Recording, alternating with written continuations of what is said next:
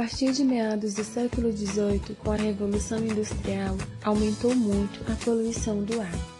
A queima do carvão mineral despejava na atmosfera das cidades industriais europeias toneladas de poluentes. A partir deste momento, o ser humano teve que conviver com o ar poluído e com todos os prejuízos advindos deste progresso. Atualmente, quase todas as grandes cidades do mundo sofrem os efeitos daninhos da poluição do ar. A poluição gerada nas cidades de hoje são resultado principalmente da queima de combustíveis fósseis, como carvão mineral e derivados de petróleo, gasolina e diesel. A queima destes produtos tem lançado uma grande quantidade de monóxido de carbono e dióxido de carbono na atmosfera. Esses dois combustíveis são responsáveis pela geração de energia que alimenta os setores industriais, elétrico e de transportes de grande parte das economias do mundo. Por isso, deixá-los de lado atualmente é extremamente difícil. Esta poluição tem gerado diversos problemas nos grandes centros urbanos. A saúde do ser humano é a mais afetada com a poluição. Doenças respiratórias como a bronquite, rinite alérgica, alergias e asma levam milhares de pessoas aos hospitais todos os anos.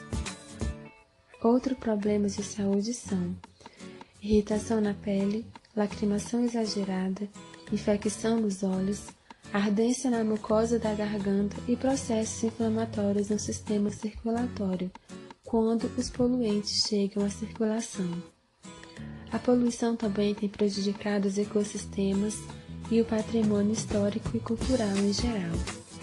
Fruto desta poluição, a chuva ácida mata plantas, animais e vai corroendo com o tempo monumentos históricos. O clima também é afetado pela poluição do ar. O fenômeno do efeito estufa está aumentando a temperatura em nosso planeta.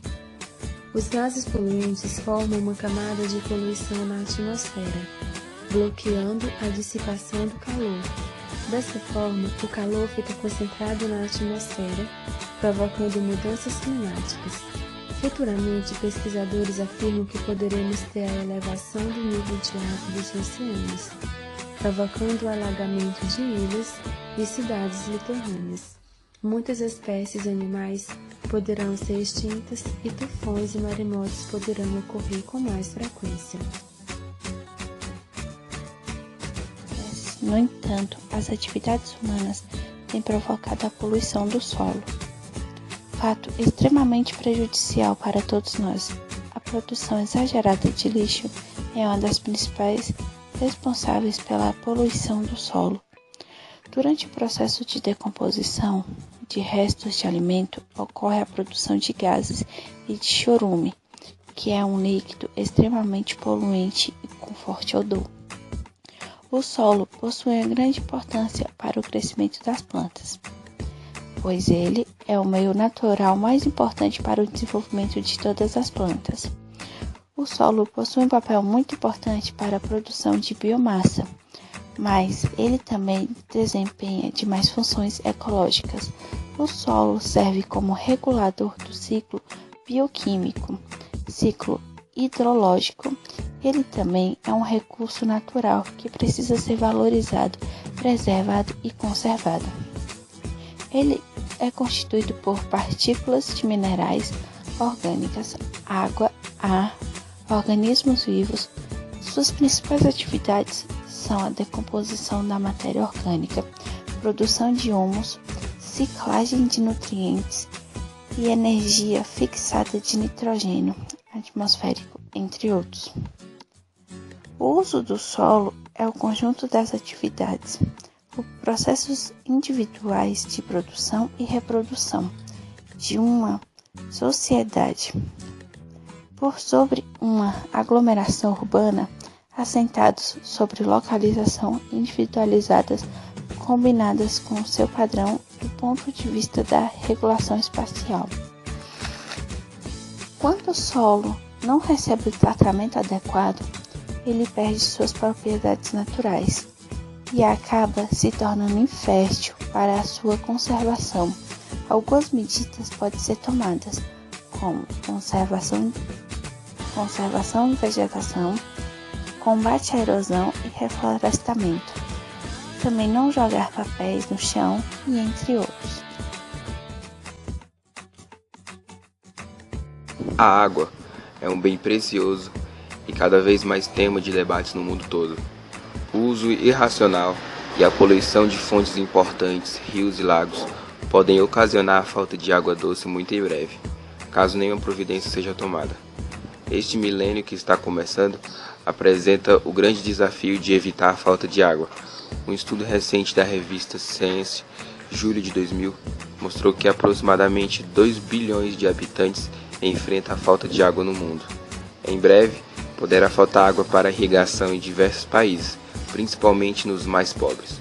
Os continentes mais atingidos pela falta de água são África, Ásia Central e o Oriente Médio. Entre os anos de 1990 e 1995, a necessidade por água doce aumentou cerca de 2 vezes mais que a população mundial. Isso ocorreu provocado pelo alto consumo de água em atividades industriais e zonas agrícolas. Infelizmente, apenas 2,5% da água do planeta Terra são de água doce, sendo que apenas 0,08% estão em regiões acessíveis ao ser humano. As principais causas de deterioração dos rios, lagos ou dos oceanos são poluição e contaminação por poluentes e esgotos. O ser humano tem causado todo este prejuízo à natureza, através dos lixos, esgotos, dejetos químicos industriais e mineração sem controle.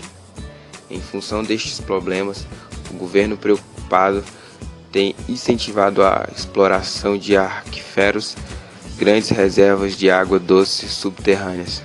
Na América do Sul, temos o aquífero Guarani, um dos maiores do mundo e ainda pouco utilizado.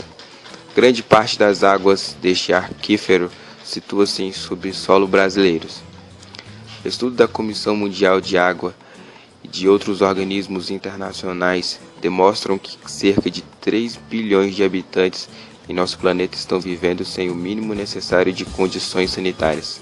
1 milhão não tem acesso à água potável.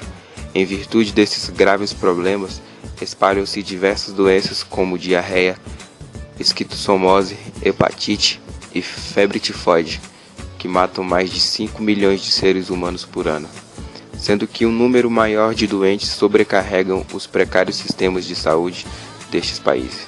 Soluções. Com o objetivo de buscar soluções para os problemas dos recursos hídricos da Terra, foi realizado no Japão em março de 2003 o terceiro Fórum Mundial da Água.